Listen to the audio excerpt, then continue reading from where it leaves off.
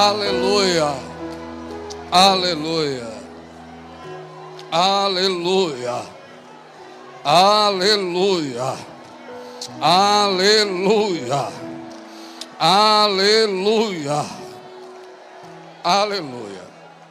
Pai do Senhor Jesus, meus amados irmãos, ao nosso Deus honra, ao nosso Deus glória, ao nosso Deus louvor. Queridos, por gentileza, pegue sua Bíblia, por favor.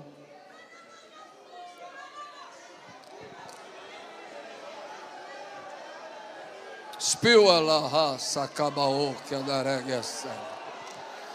Do que na raça da raboe esse balabaca do raio. Aleluia.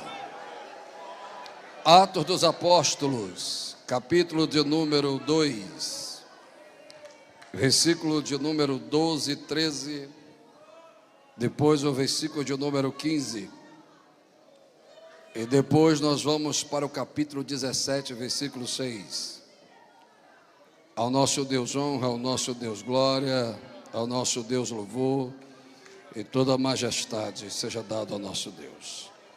E quando os irmãos estão procurando, quero aqui expressar meu sentimento de adoração e louvor pela vida do pastor Nelson Lutemberg, liderança desse belo estado, a qual Deus tem lhe dado graça. Lhe abraçando, eu externo meu sentimento fraterno e de reconhecimento do ministério dos demais ministros que aqui estão. Deus os abençoe de uma forma toda especial. Abençoa do meu amigo, professor e mestre. Eu estou até constrangido. Se ele quiser, eu passo o microfone para ele. Pastor Jander Magalhães, meu amigo, meu professor, estou aqui tremendo pregar na sua frente, viu? Você sabe que eu sou sincero. Deus lhe abençoe, amo sua vida. A Eula, a Hugo, meus filhos, obrigado, muito bom estar com você. Pastor Walter, você é corajoso, hein, macho, de me indicar aqui, viu? Ora por mim aí, macho. Deus abençoe.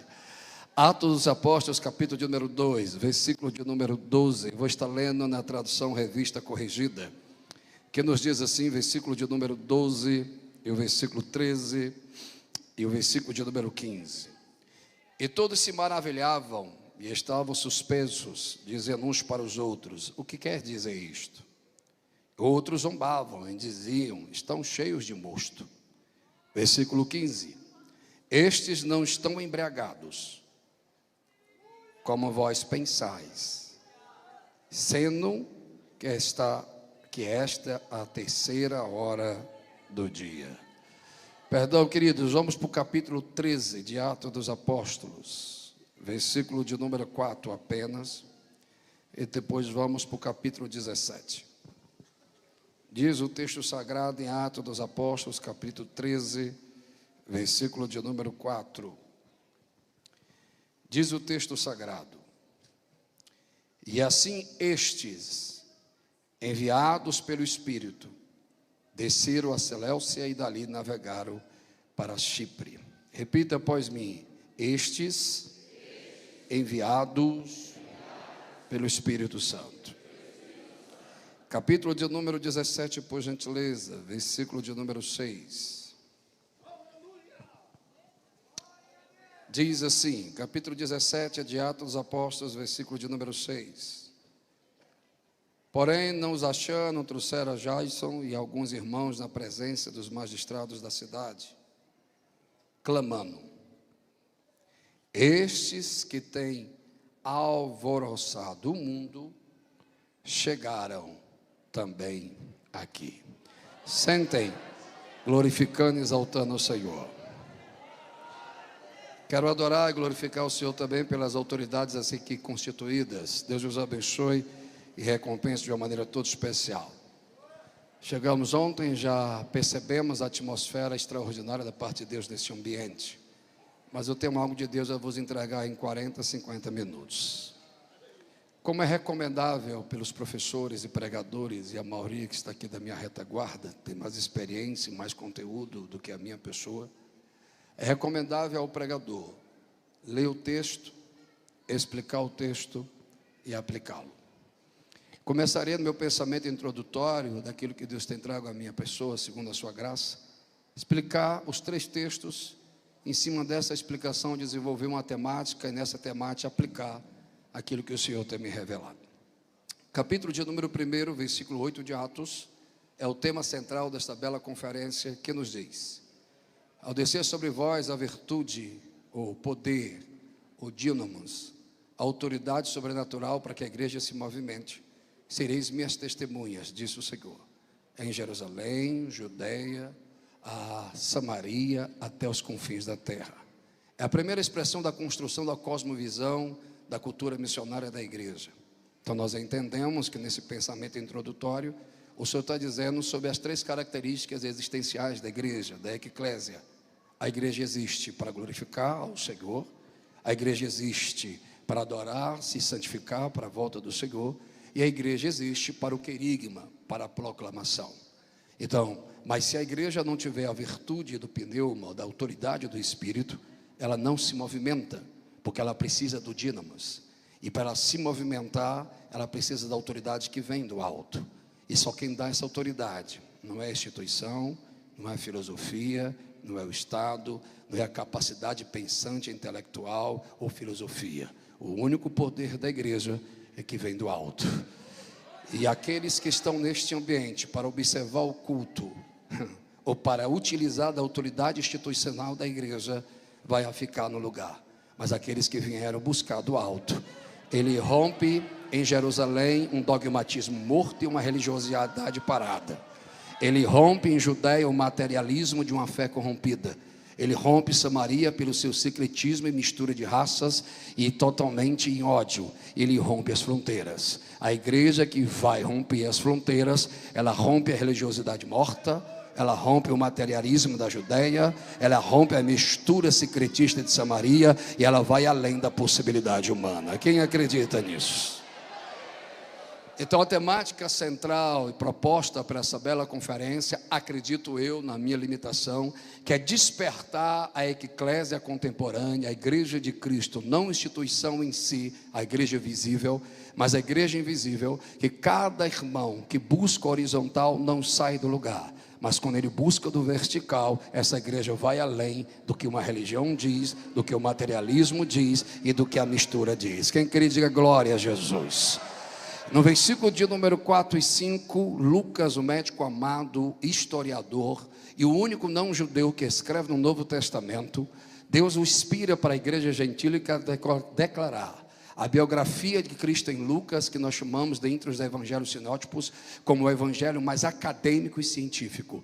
E nós voltamos para o historiador quando ele vai fazer a escrita do ministério da igreja pelo Santo Espírito. E ele traz à memória, só no capítulo 3, 3 revelações plenas da construção e da cosmovisão que o Senhor tem de missiologia para a igreja. Ele lembra aos escritores que o Senhor fez uma promessa: ficar em Jerusalém até que do alto sejam revestidos de poder. Há uma promessa da descida do Santo Espírito. E aqui eu quero abrir uma parênteses. Nesse pensamento introdutório precisamos entender que o Santo Espírito do Senhor para os russelitas é um vento. Para outro segmento de um cristianismo denominacional religioso, e na nossa concepção teológica herege, diz que o Espírito Santo é uma força, um vento, não uma pessoa. Outros dizem que o Espírito Santo é um anjo. Mas para nós que ainda somos biblicistas, e uma geração que acredita que a Bíblia não precisa de ajuda, pois uns dizem que a Bíblia contém a palavra, outros dizem que a Bíblia revela a palavra, mas nós que somos visitados pelo Santo Espírito, acreditamos que a Bíblia é totalmente a palavra de Deus e ela revela as promessas. Repita após mim, diga: há uma promessa e há um poder que vem do alto, mais uma vez, que vem do alto.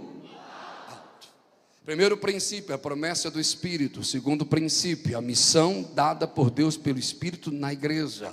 E terceiro, o cumprimento. Porque há uma grande diferença, me dê a sua atenção, entre a fé teórica, a fé acadêmica e a fé prática.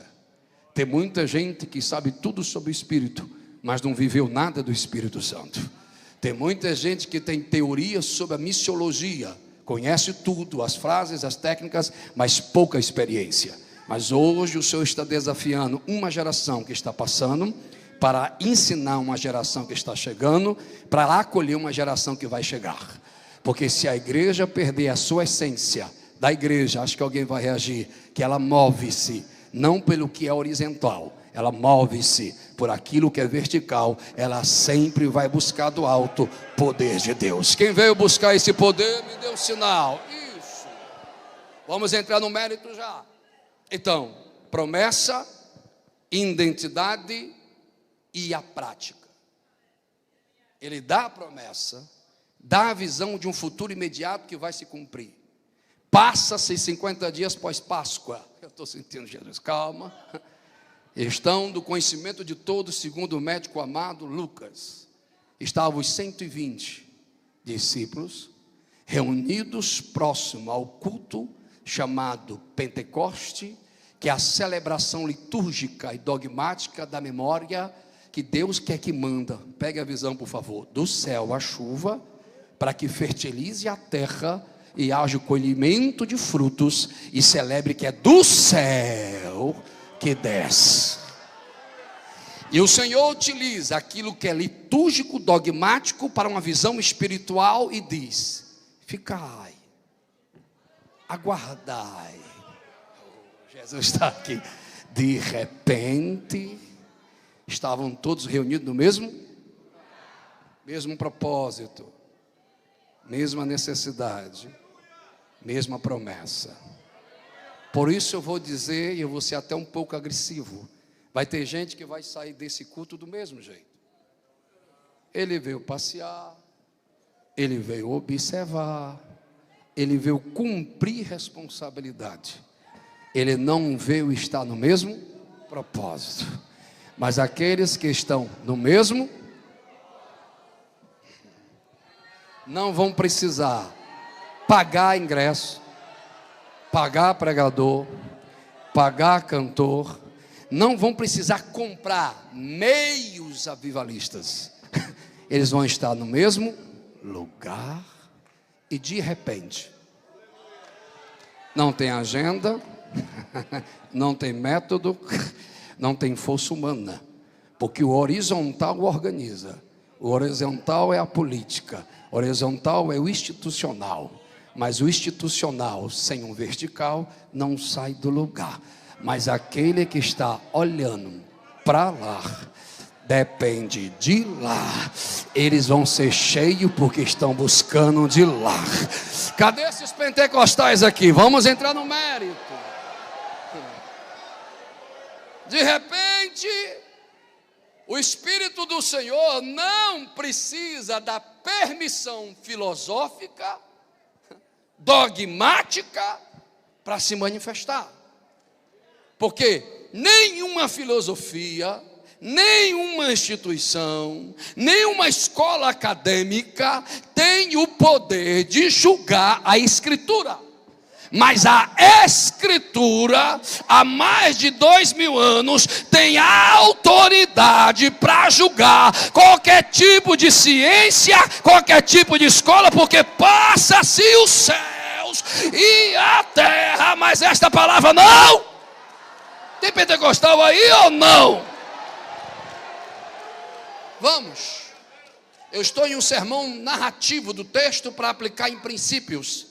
Ele vem e diz que de repente veio não veio dos pregadores, não veio dos cantores. Então melhora essa cara, para de estar com essa arrogância de analisar quem está pregando, volta a sentir os seus pecados e saber que você é pecador. Porque pregador não traz avivamento, cantor não traz avivamento, pastor não traz avivamento. Então cantor, pregador e pastor não é responsável pelo seu culto. Quem é responsável pelo seu culto é você mesmo. Porque se você está precisando do céu, é do céu que você vai rasgar o coração e vai buscar a presença de Deus. Se tiver dois que veio buscar do céu, eu sou o primeiro. Cadê o segundo aqui? Cadê o segundo? De repente do céu veio o vento, e nós somos conhecedores da doutrina, e todos foram cheios do Espírito Santo, e foram vistas línguas repartidas de fogo, e começaram a falar em novos idiomas, porque era um cenário de uma necessidade missiológica, uma visão profética de alcançar as nações. E um começou a falar em um idioma, outro no outro, a casa foi cheia, O protocolo religioso foi quebrado, a liturgia morta foi quebrada, o frequentar foi quebrado e o céu se manifestou. E quando permite, por gentileza, irmos para um raciocínio e nos conectarmos ao pensamento introdutório do raciocínio, do sermão narrativo, de repente, aleluia, três opiniões se manifestam quando o céu é atraído. Primeira opinião, de quem tem afinidade com aquilo que o céu envia. Ele não se preocupa se vão te julgar, se você vai adorar e falar em mistério. Quem está aí? Ele só quer o céu. Vou repetir 3 vezes. Ele só quer o... Segundo, aqueles que não compreendem, mas porém admiram, porque necessito compreender. Eu vou aplicar como pastor congregacional, dirigente de congregação desde 1999. Eu só tenho essa cara de menino, mas acho que 2 décadas de pastoreado lhe dá um pouco de experiência. Tem gente que faz da liturgia mais importante do que a manifestação sobrenatural. O horário do culto é bom, ordem, decência, mas igual ontem, se a gente se prendesse à necessidade da liturgia, 5 almas não viriam para Jesus. Então, entre a opinião natural e a necessidade sobrenatural, pergunta, eu espero uma resposta. Qual é a prioridade? O que o homem quer ou o que o céu quer se manifestar? O texto diz que começaram a admirar e se perguntaram, porque quem não tem experiência com o céu não sabe explicar. Não sabe, essa irmã que está adorando, outro está levantando a mão, esse ancião que está chorando, esse jovem que está glorificando, esse pastor que está quebrantado. Nem Freud, nem Lacan, nem qualquer abordagem humanista ou da psicanálise moderna pode explicar, porque eles precisam que o ambiente explique, mas quem é do céu será explicado pelo... Posso continuar a mensagem, sim ou não? Aí ele diz, aí vai bater um pouquinho.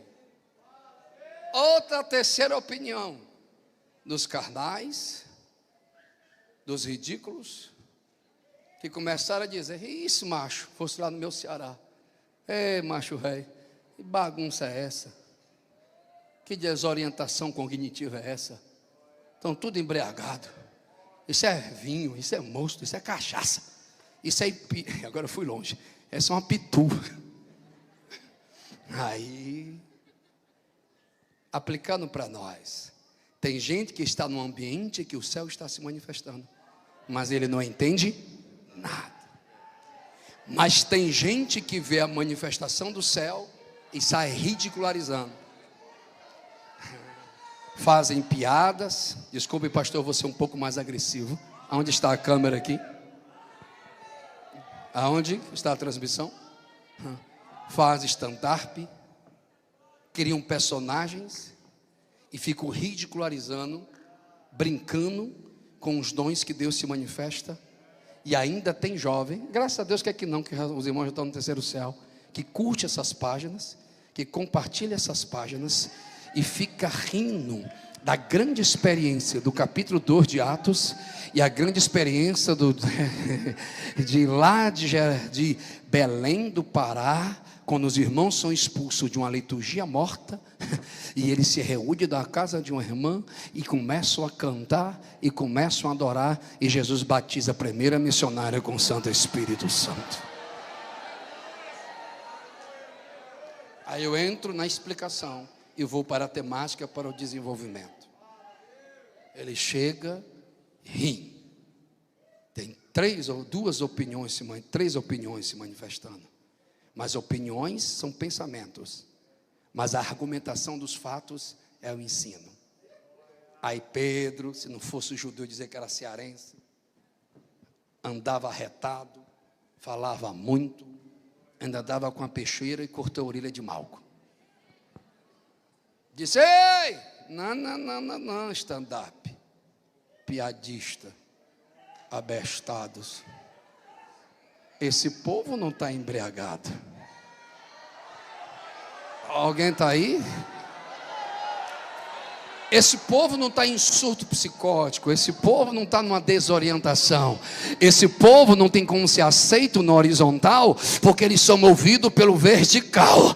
Eles não podem ser explicados por terra, porque é do céu que eles estão cheios. Então desculpe, se você ainda está preocupado com o seu cabelo, com sua maquiagem, com seu terno e sua gravata, tu vai sair do mesmo jeito. Mas aqueles que vieram buscar uma visão, eles vieram buscar uma missão, e é do céu que eles vão ser cheios. Cadê você? Levante as duas mãos, vamos. Reaja onde você está aí.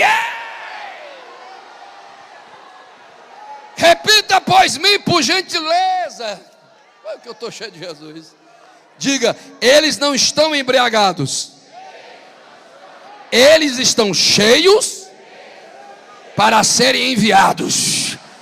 Mais uma vez, por gentileza, eles não estão embriagados, eles estão sendo cheios para serem enviados.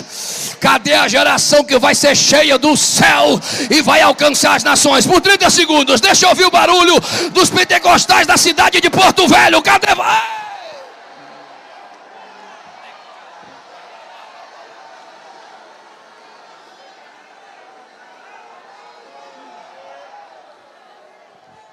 Para a chamada teologia filosófica, que não interpreta a parte teológica pelo argumento científico bíblico, mas tenta interpretar a confissão de fé teológica pelo pensamento abstrato da filosofia. E eles introduzem a interpretação sacra por aquilo que é relativo e diz: não existe uma verdade absurda ou absoluta, tudo é verdade ou tudo não pode ser verdade. E essa primeira expressão, eu estou sentindo Jesus, eu entrego daqui a 30 minutos. Eles utilizam a expressão que Pilatos num tribunal errado, alguém vai pegar? Porque Jesus, ele passa por 3 tribunais, 2 oficiais e 2 clandestinos.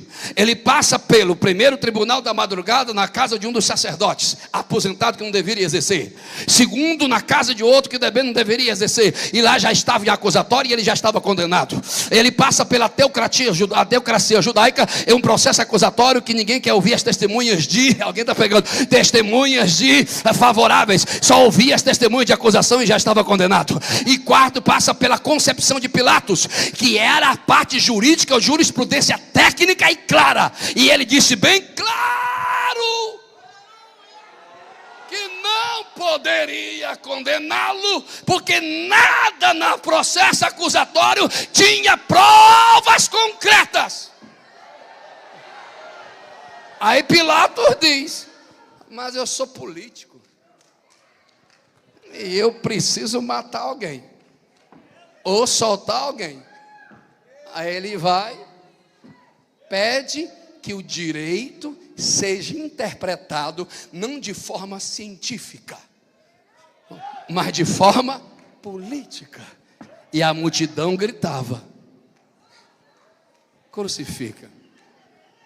Vem. Pilatos vai dizer: qual é a verdade? Tudo pode ser verdade. Existe uma geração, que não pode compreender a cosmovisão da missiologia da igreja, porque deixou de entender a existência da igreja. E há uma geração, me dê atenção, embriagada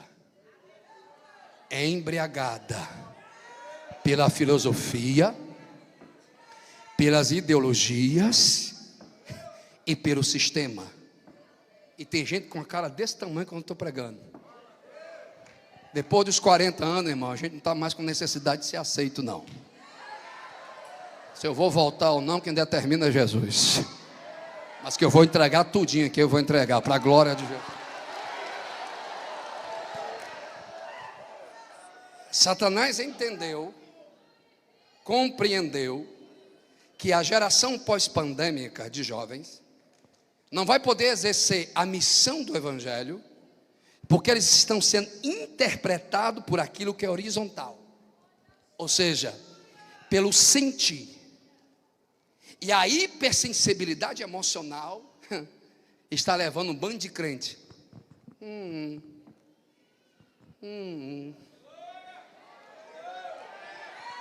Cresce na igreja, recebe do céu na igreja, mas quando entra no ambiente acadêmico, perde toda a sua identidade, porque a fé dele é horizontal, então ele está sem pertencimento. E quem não tem pertencimento, não tem identidade. E quem não tem identidade, qualquer bandeira, qualquer assunto, lhe leva para qualquer lado. Ou seja, eu estou pregando para pessoas inteligentes. A bandeira ocultista da embriaguez filosófica é: o evangelho não pode ser absoluto, porque não existe uma verdade absoluta. E a expressão é estar na Bíblia, mas não está no evangelho. Aí leva um bando de abestado, se acha mais importante do que as gerações que atravessaram rios, que atravessaram PRs, que atravessaram o mar para pregar o evangelho. Alguém está me ouvindo? Cadê os pentecostais? Primeira embriaguez da pós-modernidade é a embriaguez filosófica que leva alguém à desorientação de pertencimento e de identidade. Hoje eu sou crente, amanhã eu não sou. Eu estou pregando para jovens, tá? Não escandaliza não, porque eu sou jovem. Tipo assim, velho, hoje tá legal. Você viu o novo TikTok? Você viu o novo pregador? Meus lindos, minhas lindas.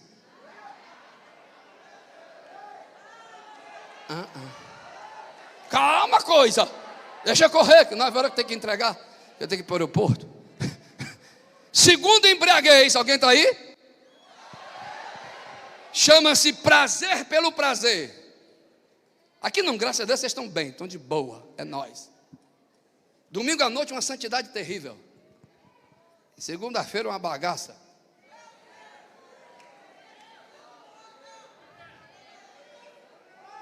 O hedonismo é uma filosofia que vem da concepção mística, que é o relacionamento entre psique e eros, dos deuses da filosofia grega, que gerou Hedoneia, a deusa do prazer. Alguém está no culto? Que dizem assim: você só pode ser pleno se você viver a felicidade do prazer. Ou seja, eu estou falando para pessoas inteligentes, tudo que é canção, em qualquer tipo de ritmo hoje, é uma mensagem subjetiva ao prazer descontrolado. Transo, sexo, sexo, sexo, sexo, sexo. E eles levantam a bandeira. Esses crentes são tudo doido, tudo embriagados, porque eles precisam de regras. Eles precisam ser controlados. São escravos da igreja e de pastores. E eles dizem que nós é que somos embriagados. Mas essa geração quebradora de tabus, supostamente evoluída culturalmente, é a geração mais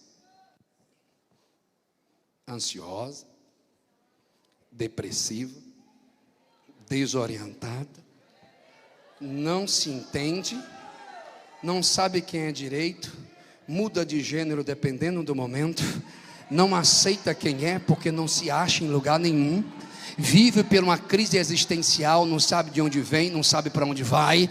Mas tem um crentezinho, doidinho, um cearense de 1,63 m, calçado, da favela do Inferninho, lá em João Paulo II, no Pirambu. E eu vim dizer: a carne passa, a concupiscência passa, a soberba da vida passa, o mundo passa, mas o propósito do céu ainda é a razão de você ser cheio. Quem vai me ajudar a adorar? Quem vai me ajudar a adorar? Vamos aplicar. O embriagado não pode ser cheio, porque ele já está controlado. Ele está controlado pelo seu professor de filosofia, ele está controlado pelo ambiente acadêmico, ele está controlado pelo TikTok, ele está controlado por todo tipo de influência da terra. Aí eu estou pregando há 30 minutos, ele está assim.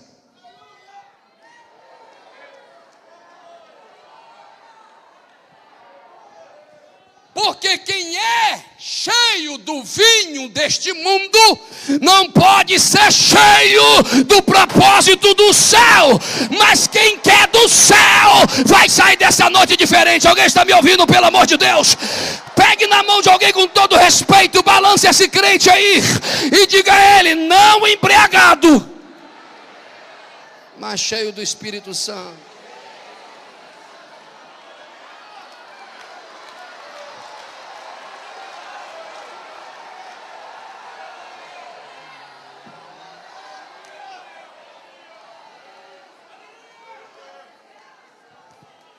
A própria ciência ateísta da visão humanista vai dizer que o homem tem uma necessidade existencial tão absurda que ele busca tudo fora para preencher tudo dentro.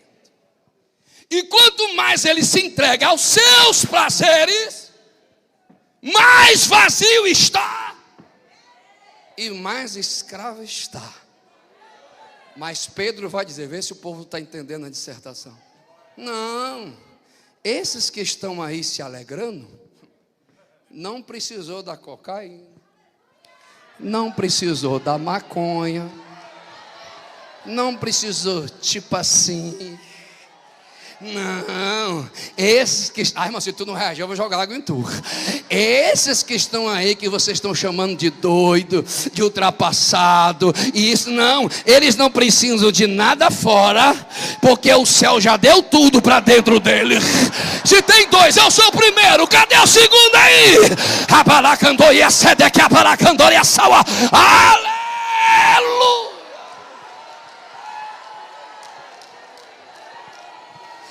Embriaguez é tudo aquilo que descontrola a minha identidade de pertencimento com o céu. Segundo, ser cheio. Calma aí, coisinha. Rapaz, rapaz, Jesus me deu uma recompensa na hora que eu estava vindo para cá. Deus tocou na buchudinha, na gestante da Eula e do Hugo, que disseram que estavam com fome. Mas eu disse, Jesus, eu queria comer uma tapioca hoje, com ovo, carne seca e queijo. Cadê o casal? Que Deus abençoe eles. Eles aqui tem uma padaria, só que o motorista só queria levar eles dois. Queria deixar eles dois na padaria e trazer eu logo. Eu digo, irmão, eu tenho fome. Moço, pensa uma tapioca gostosa. Pastor, o que você está falando isso? É para causar inveja mesmo. E o que tem a ver com a mensagem? Nada a ver. É porque a peia vai vir agora. Não confunda expressões de alegria de estar cheio do Espírito.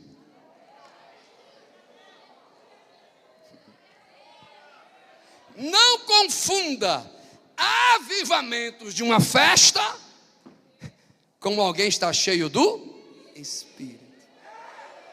Não, pelo amor de Deus, abra um sorriso, vocês estão me dando medo. Ah, doido. A casa foi cheia e todos foram cheios do Espírito Santo. Aí Paulo, escrevendo as 4 epístolas da prisão, e uma delas é a carta aos Efésios, que é a epístola da unidade e da manifestação dos dons ministeriais, que guarda a coinonia da igreja. Ele escreve uma argumentação escatológica do capítulo 5, dando princípios para aqueles que devem estar preparados para o arrebatamento. E um deles, ele vai dizer assim, coisinha de Jesus: tu que gosta de um uísque de vez em quando, tu que gosta de um vinhozinho de vez em quando, tu que é não, eu sou intelectual, essas coisas aí não tem nada a ver. Aí eu gosto daquele hino que diz assim: coisinha que faz crente se dar mal, não tem nada a ver. Aí ele vai dizer assim: ei, não vos embriagueis com vinho, mas enchei-vos do Espírito.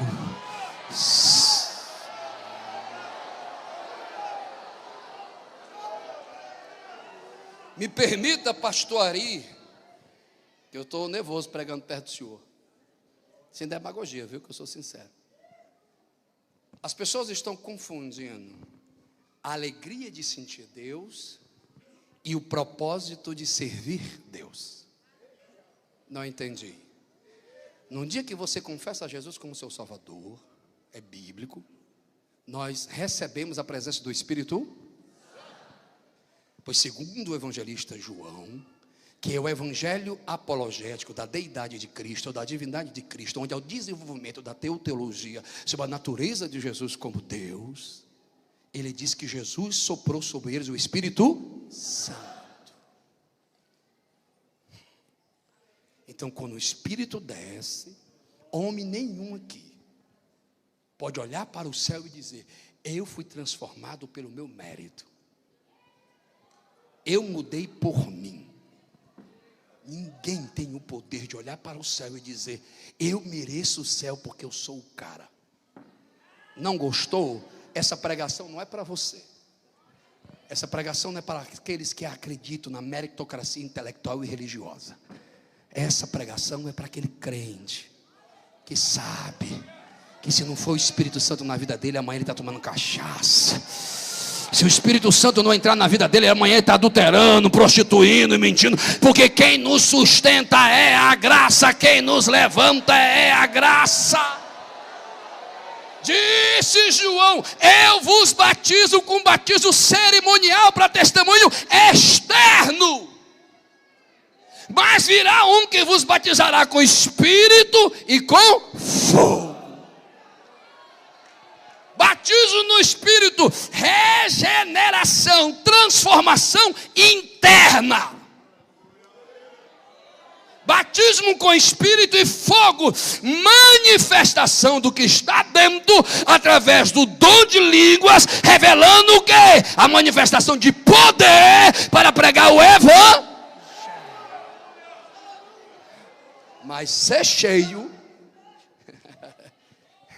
é a manifestação dos dois. É o milagre interno. Aí se tu não reagir, misericórdia, para a pregação do milagre externo. Pega na mão de alguém, por favor, porque quando o pregador faz isso é porque ele está nervoso. Pega na mão, é que eu estou inseguro, que tem gente que está olhando para mim assim. E todo pregador é cheio de complexidade. Ainda mais perto de outro pregador, a gente fica todo nervoso. E eu estou nervoso, pastor, eu estou misericórdia. Tem uns cabos de cabeça branca aí que Jesus. Mas o público aqui é diferente. Eu vi até uns obreiros falando línguas estranhas, irmão. Que ultimamente eu estou pregando em convenções estaduais. Ô povo difícil para ser avivado, né, irmão? Mas graças a Deus que tem obreiro crente aqui que crê no Espírito e no poder do Espírito. Quem crê? Quem crê? Quem crê? Me ajuda a adorar. Quem me ajuda a adorar? Então já vou desenvolver. Ei, o Espírito não é uma força, o Espírito não é um vento, o Espírito não é um anjo. Aí, irmão, se tu não reagir, misericórdia, o Santo Espírito de Deus é uma pessoa que é divina e ele é Deus. Porque se a pessoa tem sentimento, se tem sentimento tem personalidade, e se tem personalidade é uma pessoa real, e ele é divino porque ele é onipresente, onisciente. Quem adora o Espírito Santo, quem acredita no Espírito Santo, quem acredita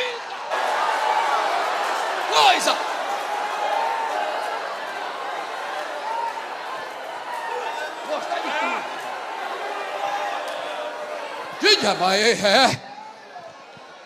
Confessou Jesus, se arrependeu dos seus pecados, criou vergonha, teve uma metanoia, ou mudança radical de pensamento para um pertencimento e a construção de uma identidade, porque o Espírito Santo habita em você. Mas tem gente que é transformada internamente, mas precisa do revestimento de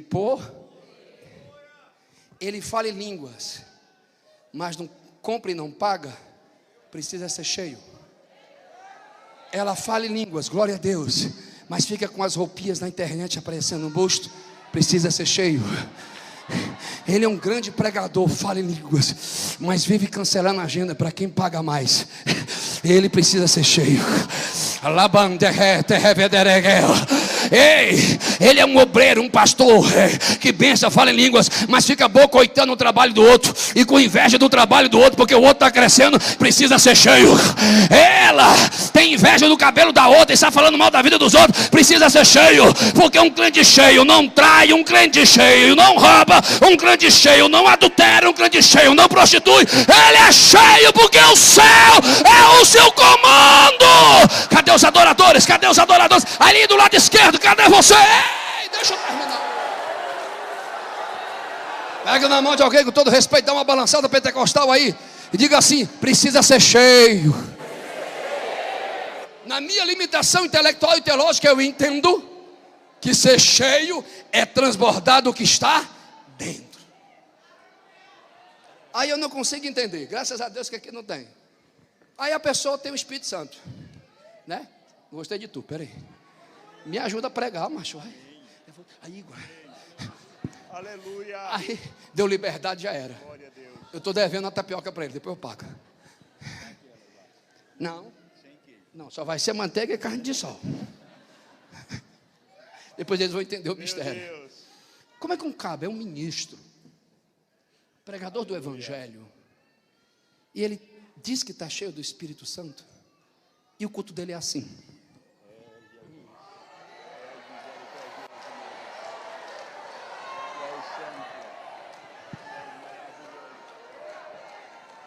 Mas aí quando o microfone está na mão, você não é cheio por causa do microfone, você não é cheio por causa do púlpito, você é cheio pela necessidade do céu. Se tem essa geração que vai ser cheia, pelo amor de Deus, muda o ambiente agora, vai!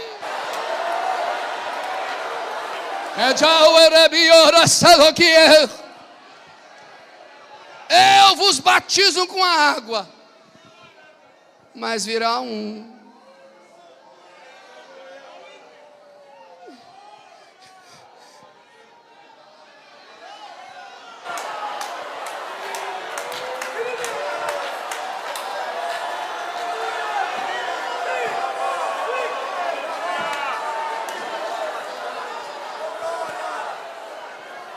Virá um que não vai te batizar pelo seu mérito, que não vai te batizar pela cor da tua pele, que não vai te batizar por causa da tua classe social. Ele vai te batizar porque você crê. Graça. Aí chega Jesus e uma festa supostamente espiritual. Alguém está no culto?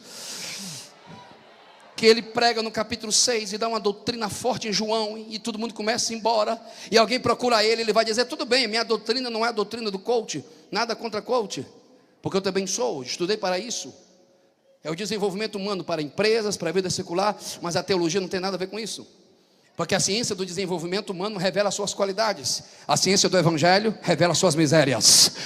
A desenvolvimento humano revela o que você pode ser.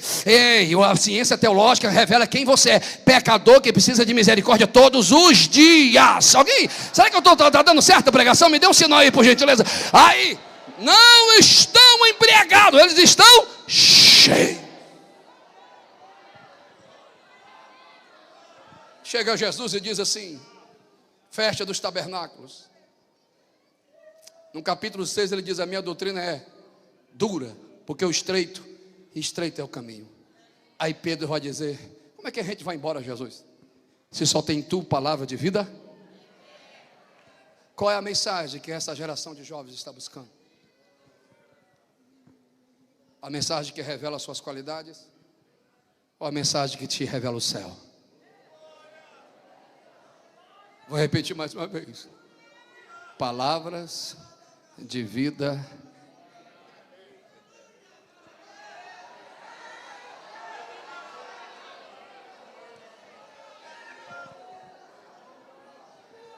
Vamos para a conclusão e a aplicação do último princípio. A carne está tremendo. Pastores, se preparem. O Senhor Deus me visita quando todo o temor da minha vida. Eu enei seu rol. Espio de carro, haverá sobre o céu do Brasil sinais de vida e sinais de morte. A iniquidade da nação e dos poderes está sendo medido. E assim como foi medido Sodoma e Gomorra, está sendo medido as nações. Não idolatre mais homens, e nem deposite em homens o socorro. O socorro só vem de um que criou os céus e a terra. Quem tem ouvidos para ouvir, por 30 segundos enche essa casa de adoração. Quem está ouvindo a voz do Espírito de Deus, mas porém, Deus está tirando o poder dos homens, para que a igreja volte a buscar o poder do céu.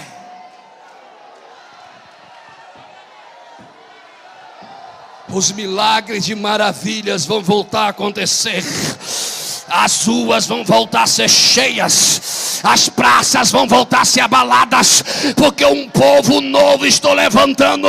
Joel está dizendo: nos últimos dias derramarei do meu espírito sobre toda a carne.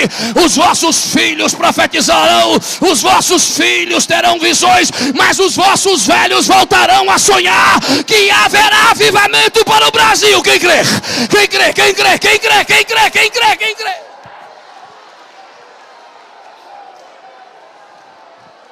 Tem pastor que não gosta, mas eu preciso fazer o que Jesus está mandando eu fazer.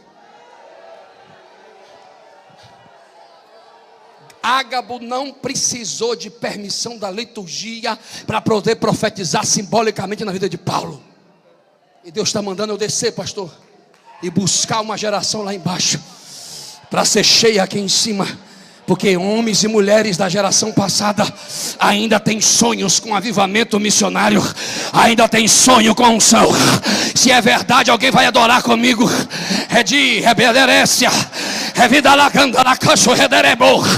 Ei, tem glória para descer, é biche, é vida lá pando, reberece, é vida lá bum, que na natal, ataia céu. Ei, ei, ei, ei, ei. Ai, só recebe a quem glorifica, irmão. Eu nunca vi ninguém batizado com o Espírito Santo calado.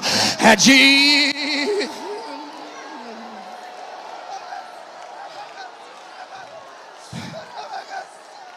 O Senhor diz: separo quem quero, escolho quem quero, capacito quem quero. A obra é minha, o projeto é meu, diz o Senhor. Moço, eu vi e ouvi as brincadeiras, a ridicularização, brincando, ridicularizando a tua forma de adorar. Mas diz o Senhor, hoje, às 8h17, tu disse: Deus, eu não tenho muito para estar naquele lugar, mas providencia, Jesus, porque eu quero estar lá. Eu providenciei, eu te trouxe, e eu te digo, moço, tu não sonhou que subia no púlpito? Tu não sonhou que recebia desta graça? Eu realizo o teu sonho hoje, porque eu te separo para a obra. Prastojande, abraça esse moço, porque será uma geração que vai abraçar outra geração. Quem crê vem comigo adorando, quem crê vem comigo glorificando.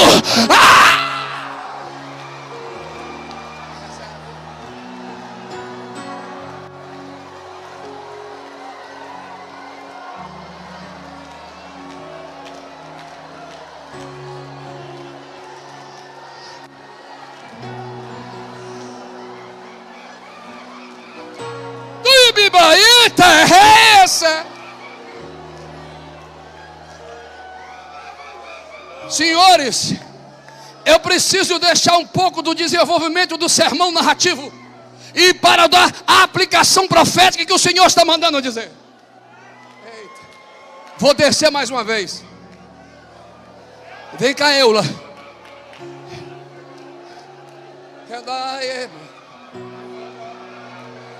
Parabaê, tarabaê. Tchê. O Senhor tem atendido a tua oração.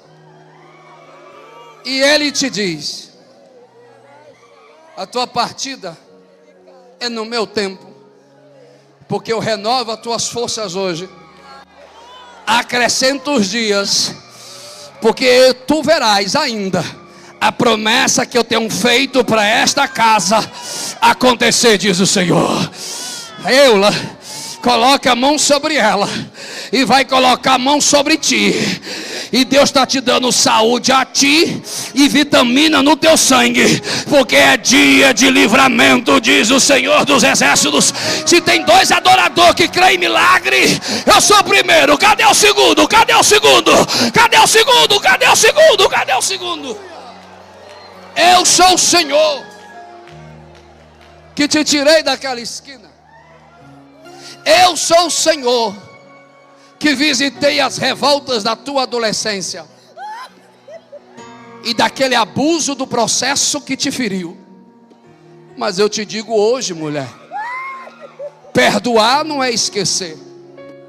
Perdoar é sarar o presente, porque tu acredita no futuro. E eu te digo, não vai se repetir na tua casa, porque esse ciclo de dor encerra hoje. Visito a criança ferida e te trago cura, porque tu é minha, diz o Senhor dos Exércitos. Alguém aqui? Vem uma das irmãs aqui, por gentileza. Abraça ela agora, que Jesus vai liberar algo na vida dela. A Assembleia de Deus tem que parar de querer controlar o que o Espírito Santo quer fazer. Quem ainda acredita, a nossa teologia confessional, ela é atualizante e contínua. Cremos que o Espírito Santo é atual e contínuo na igreja. Quem crê? Quem crê? Quem crê? Termino agora. Não embriagados, mas cheios, para poder serem enviados. Encerro.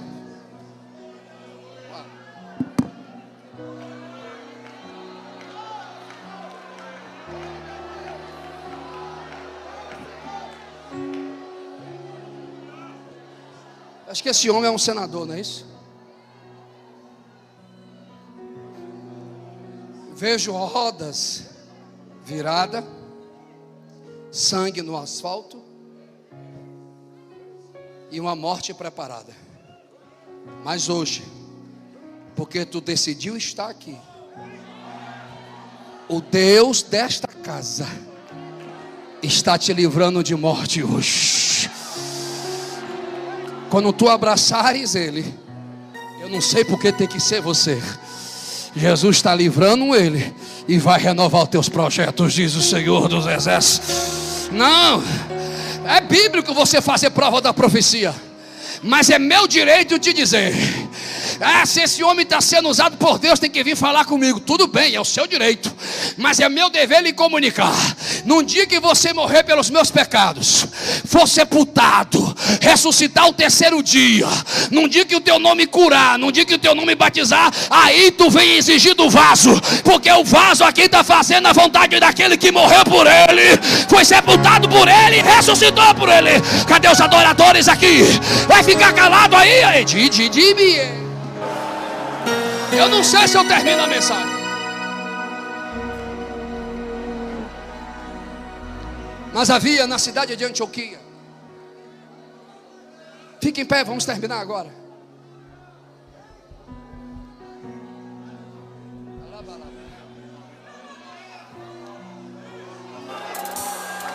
Havia na cidade de Antioquia a necessidade do despertamento missionário. Era uma igreja que tinha equilíbrio teológico, porque havia profetas e mestres. Era uma igreja que tinha inclusão de classe e de raça, porque havia Manaé do palácio e havia Simão Cirineu da favela, Lúcio Cirineu. Havia um nascido na fé, Barnabé, e havia um homem que tinha um passado chamado Saulo. Era uma igreja que tinha profetas e mestres. Era uma igreja que tinha inclusão de classes, raças. E era uma igreja que orava. Mas era uma igreja que não entendeu ser cheia. Porque a Bíblia nos diz que foi necessário. Ah, irmão, se tu não reagir, foi necessário, quando eles estavam orando, o Espírito falar: separe para mim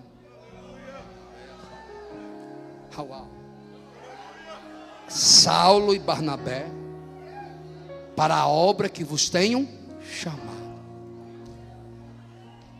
O Espírito nos diz assim: separe o mendigo para ser enviado. Porque tem igreja que ela trata o missionário como mendigo. Ela só envia as sobras.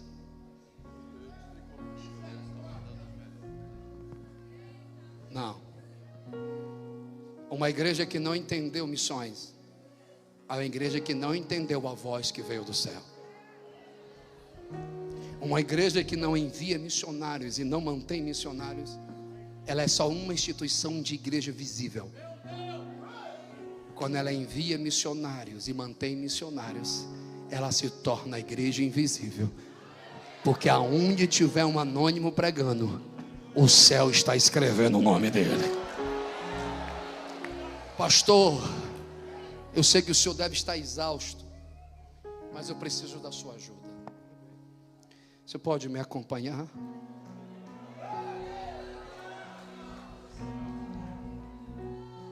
O Deus que eu sirvo fala publicamente para este homem: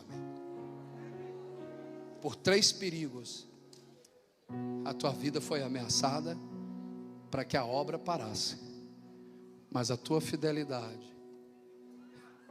para honrar gerações passadas e continuar gerações futuras, diz o Senhor: sou dono do ouro e da prata, e sou dono da fonte de poder. Aquilo que tu vieste a buscar pode sair daqui com a sua mão preenchida, porque o provedor vai enviar e o poder vai ser se manifestado.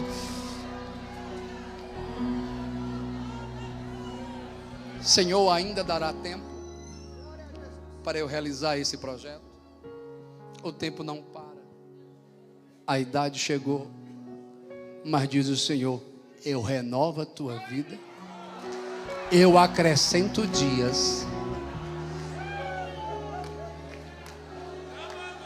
Porque o que mais dói em um coração de um Moisés é quando Josué não exerce o que ele quer. E o meu Deus lhe diz: homem, eu conheço o teu coração. Assim como Paulo diz: ô Timóteo, vem depressa, porque Lucas está comigo. E quem eu abracei, quem eu investi, em quem eu acreditei, Demas me abandonou. Mas diz o Senhor: eu tenho recompensa para tuas mãos. Tu ainda não viu o avivamento que eu vou fazer nesse estado. Eu acrescento dias. Visito um do meu da tua família e te digo: em breve verás o milagre.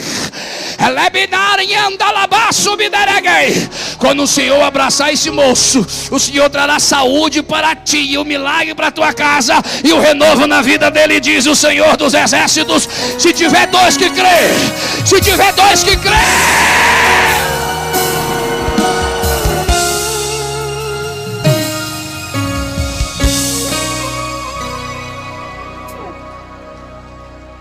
vou passar para o pastor e ele decide se eu vou orar ou se eu vou fazer o apelo é com ele. Mas eu preciso entregar.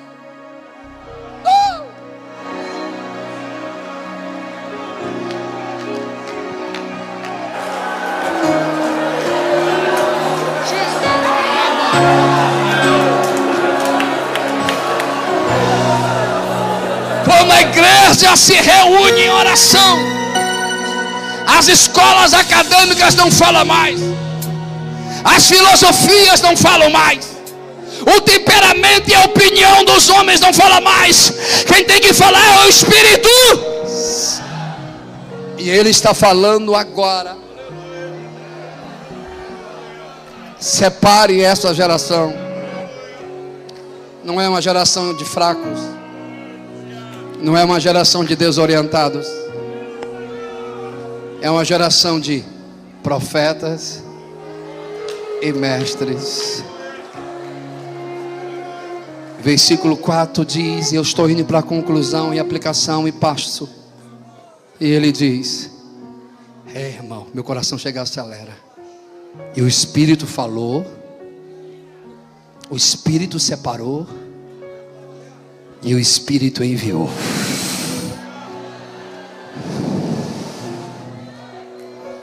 Eu não sei como foi as plenárias, quando eu me organizei para vir.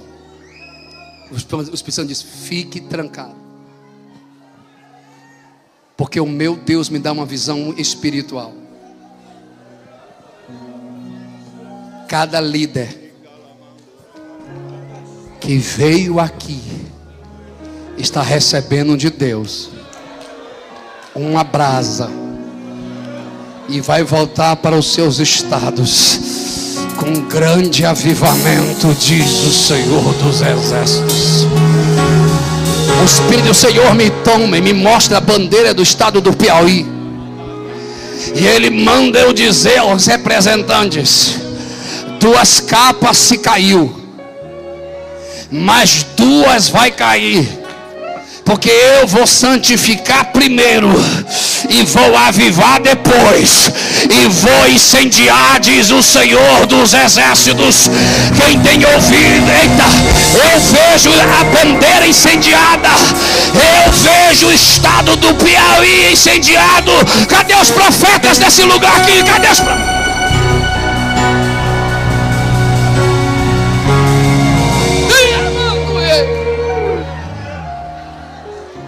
E o Espírito enviou.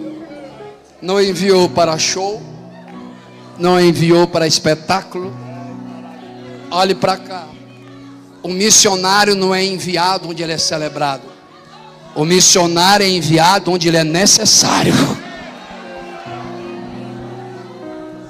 E todo aquele que é enviado, já fechei a Bíblia e o sermonário,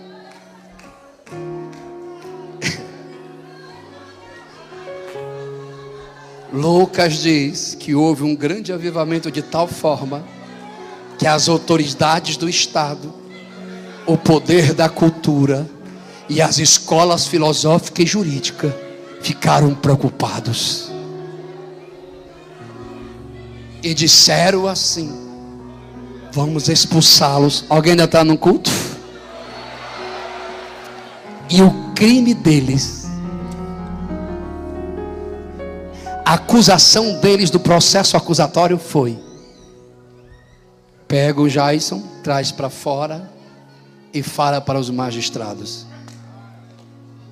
E perguntou aos magistrados: o que foi? Qual é o crime? São assassinos? Ladrões? Não. Irmão, são pregadores do Evangelho enviados pelo Espírito.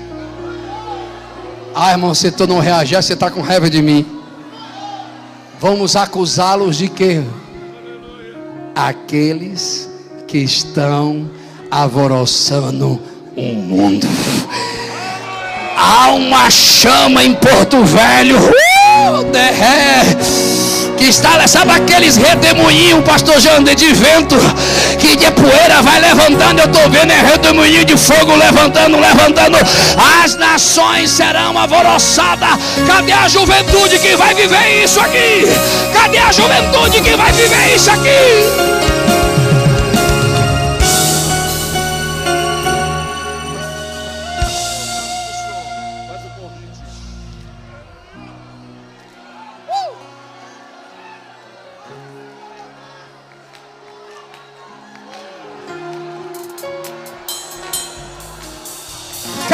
A geração que vai alvoroçar pelo poder do Espírito, faz barulho aí, glorifica, seja cheio.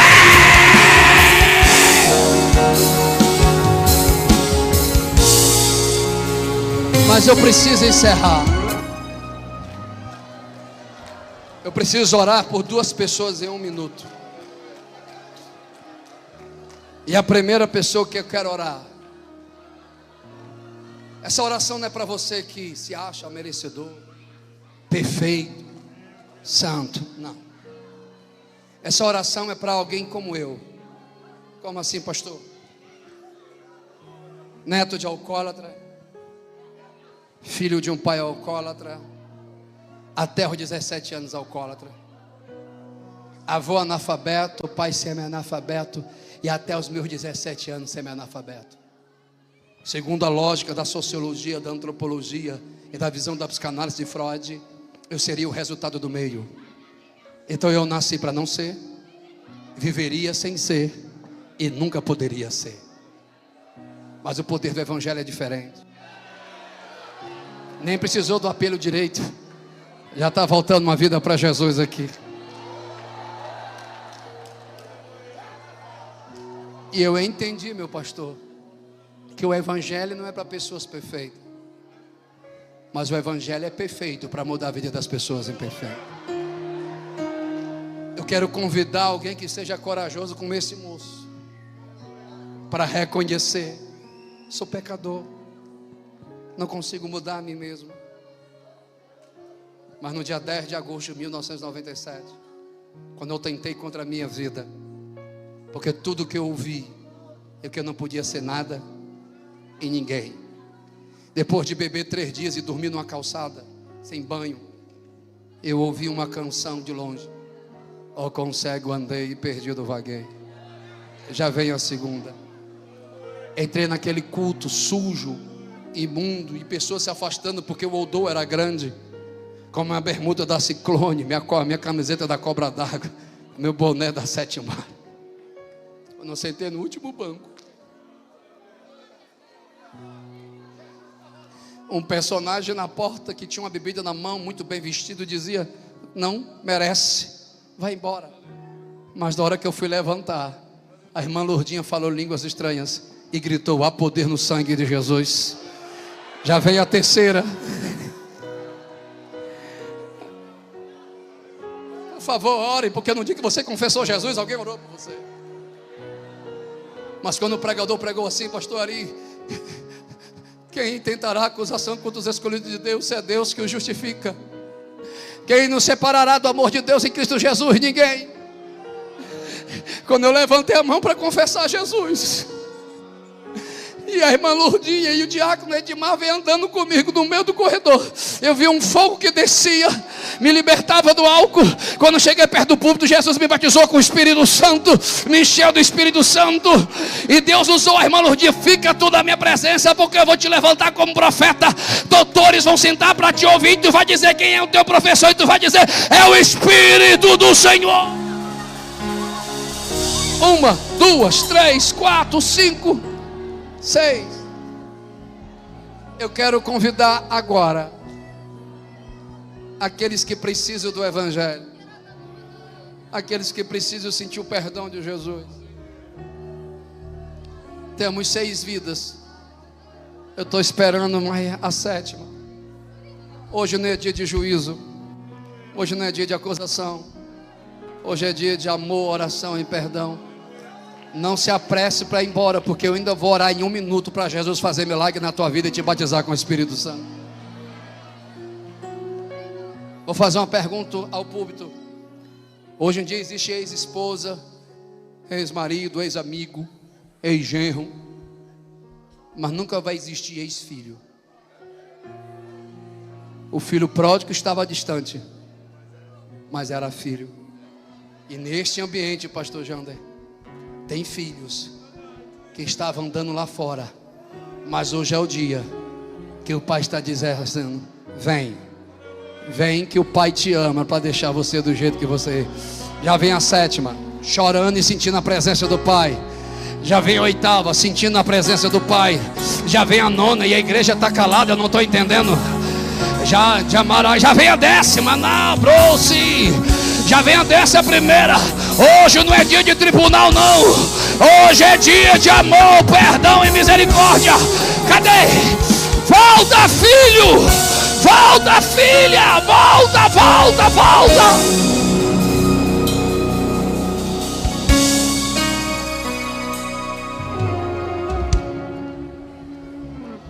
Amaraema. 11ª. Cadê os obreiros para orar por eles? Eles estão reconciliando e Jesus está renovando e batizando. E a igreja está calando, não estou entendendo. Que tipo de pentecostalismo é esse? 12ª, 13ª. Pede para esse moço pegar na minha mão. Uau. Olha para mim, velho. Desculpa a minha linguagem não ortodoxa, porque a minha pós-graduação é evangelismo urbano. Eu só trabalho com gangue, com facção, com evangelização. E aonde eu sou pastor é coisa de louco. Se chegar todo dogmático lá, ninguém vai respeitar. Mas tem que chegar com poder e autoridade. Então vamos parar de me julgar. Aleluia. Estamos olha para mim. Vocês. Desculpe, pastor, desculpe. Continua.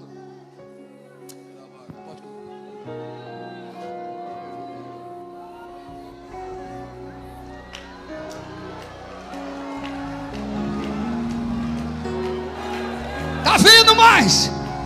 Pastor, eu preciso entregar uma visão a esse moço. Porque na hora que ele estava vindo, Deus me mostrava, sabe, aqueles símbolos de alvo. Esse moço está marcado para morrer. E alguém estava procurando ele hoje. E não achou ele porque alguém disse, vá para o culto. E Jesus está te dizendo, eu tiro esse selo hoje e eu te dou vida, diz o Senhor dos Exércitos. Aquela mulher de joelho orou por ti para tu estás aqui. Jesus está te livrando. Vem as multidões, eu passo para o pastor. Aleluia.